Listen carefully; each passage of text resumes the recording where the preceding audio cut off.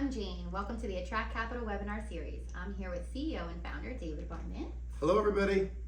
Today, our webinar title is How Acquisition Financing Can Lead to Massive Business Growth. So Dave, before we get to the topic, can you give us an idea of the level of massive growth that can be achieved by acquisition financing? Well, it's pretty massive, Jane. It really depends on a few things, but you can achieve growth generally of 3 to 5 times the size of your business through acquisition financing. When I think back at the Attract Capital clients, we had one client that went from 3 million to 40 million in revenue, did that over an 8-year period. We had another client that went from 10 million to 50 million over a 5-year period.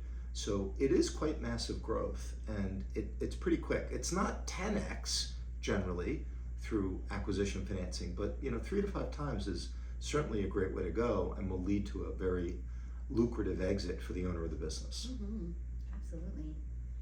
So what are the characteristics of businesses you see that actually pull off this massive growth? Well, that's the question. That is the perfect question. You have to have strong management. You have to have seasoned management. You have to have a complete team in order to pull off this massive growth. You have to have really strong integration ability, because as you're buying these businesses, you have to make sure that you're just not stacking them on top of each other, but they actually are working together. And then there's very flexible connections between the companies that you're buying. You have to have a very tight growth vision and not be sloppy about just buying anything that's out there, but you have to have discipline with respect to your selectivity. And you also have to have strong financial reporting. Many companies that do a lot of acquisitions, sometimes they cheap out on their accounting and their financial reporting, which really hurts them in terms of being able to prove that they're getting the synergies and they're getting the growth in the businesses that they're acquiring, so it shoots them in the foot. Interesting. I assume this needs equity investment as well as acquisition financing for a lender to achieve this.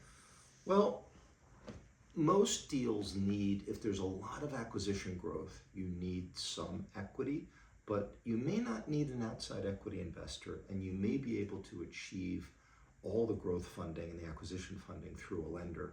It really depends on the equity value of the platform company, which we also call the Keystone company, the Keystone acquisition, the company that is buying the other companies. If there's equity value in that business on a market value basis, you can usually get credit for that from a lender.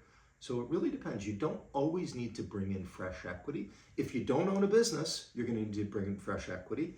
If you're new to an industry, you're going to bring in fresh equity. But if you have been established, you've built up a business, it's got some value, you might be able to do it 100% financing, and we're really good at getting that type of an outcome for our clients. Wow, that's fantastic. All right, finally, how does this massive growth occur?